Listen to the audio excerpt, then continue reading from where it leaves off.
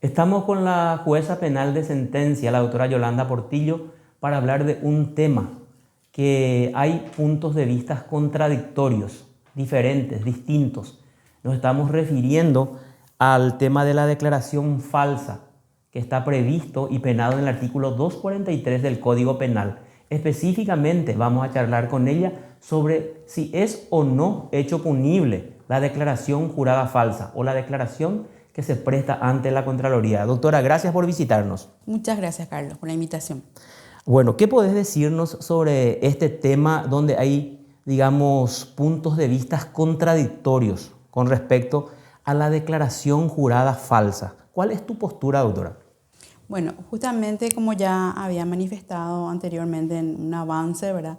La situación es que esta postura fue sostenida por esta magistrada, ¿verdad?, en el juicio al ex senador Óscar González Daer, que fue, creo, o tengo entendido, la primera vez que se ha sostenido en un fallo judicial una postura al respecto de si el hecho fáctico de presentar una declaración jurada ante la Contraloría General de la República, omitiendo datos o señalando circunstancias que no son ciertas o no se ajustan a la verdad, constituye o no o se encuadra dentro de lo previsto en el artículo 243 de nuestro Código Penal, que habla de declaración falsa. Entonces, en ese juicio oral, mi voto lo sostuve en minoría y en mayoría fueron los otros dos magistrados que sí condenaron, o sea, concluyeron finalmente que esa situación fáctica de presentación de esa declaración sí se adecuaba al 243 y por lo tanto condenaron en ese sentido al ex senador y a su hijo. Y para vos, doctora, ¿no se encuadra dentro de ese 243? Esa situación fáctica para mí no se encuadra. ¿Y Carlos. por qué? ¿Cuál es el argumento que tenés, doctora? Lo que pasa es que tenemos que partir de que nosotros somos aplicadores del derecho. En ese sentido, entonces, es nuestra responsabilidad realizar una interpretación siempre. Cuando la norma no es clara o no te da en una interpretación literal de la norma el sentido correcto o el sentido completo, entonces es necesario para nosotros hacer una interpretación. Si vamos a la primera interpretación, entonces tenemos que ver qué se entiende por declaración jurada, ¿verdad? Una declaración jurada tiene varias acepciones en lo que es el vocabulario mismo. Entonces deberíamos complementar con una declaración jurada ante un ente facultado. Entonces ahí nos preguntamos, ¿cuál es el ente facultado? ¿Verdad?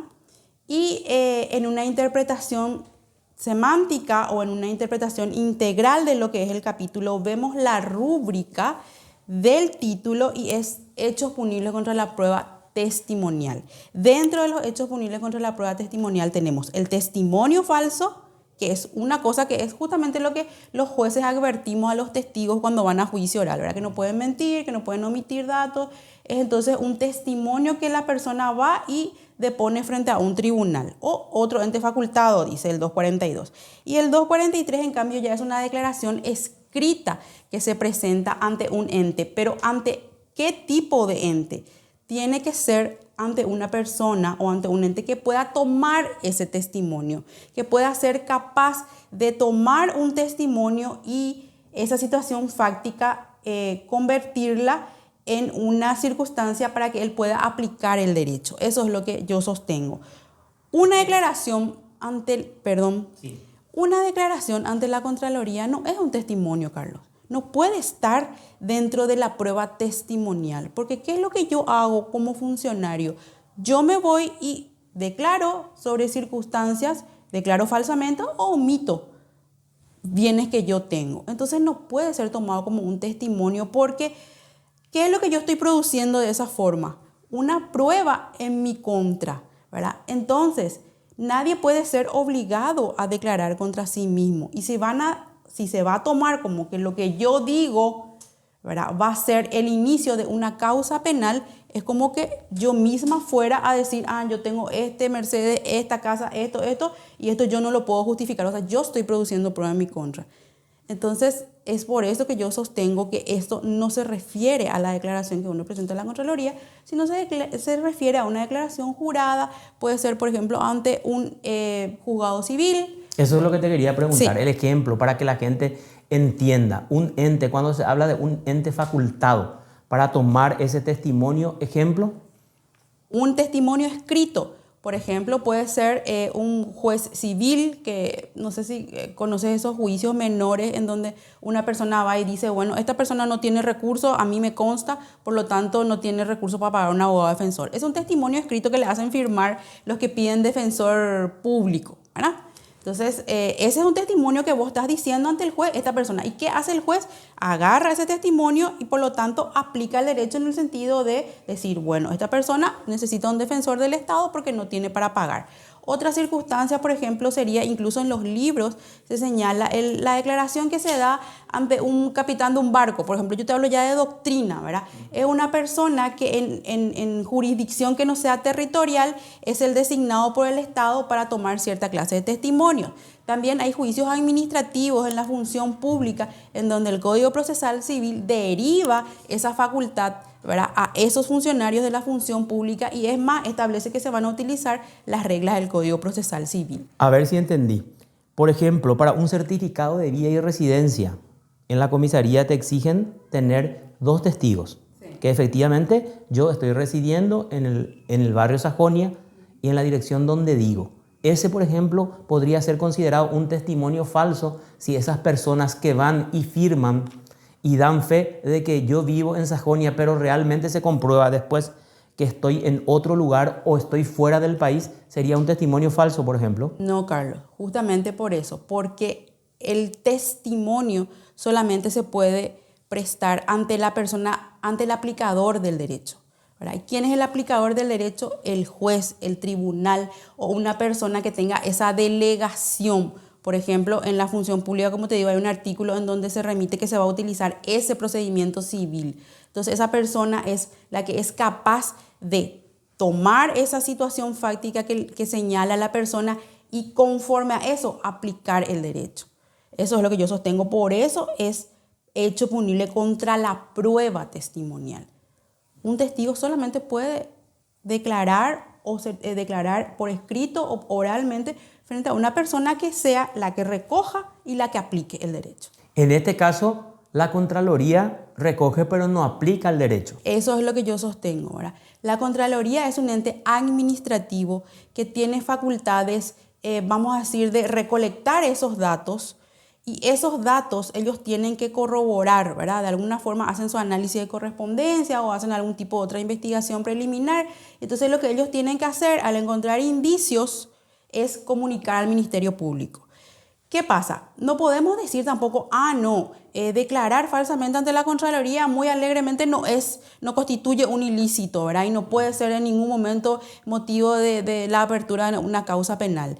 Nosotros conocemos otros hechos, por ejemplo, yo falseo documentos para estafarte. A lo mejor, así como lo establece el 246 de producción de documentos, no es. ¿Pero qué es? Es un medio que yo utilizo para poder estafarte. Entonces, si se comprueba que ese ciudadano mintió, si la Contraloría detecta indicios, lo que tiene que hacer es denunciar. ¿Y por qué podría ser? Generalmente es por enriquecimiento ilícito, ¿verdad? O sea, un ciudadano que es funcionario público, no tiene otra actividad, declara bienes que sobrepasan su legítima posibilidad económica, entonces sí o sí tiene que derivar en un procedimiento penal, pero por enriquecimiento ilícito. Claro, vamos a suponer que yo declare ante la Contraloría que tengo un inmueble de 150 millones de guaraníes en Lambaré, pero omito que tengo una construcción, una vivienda de 500 millones en ese inmueble. ¿Estamos ante qué figura estaríamos ahí?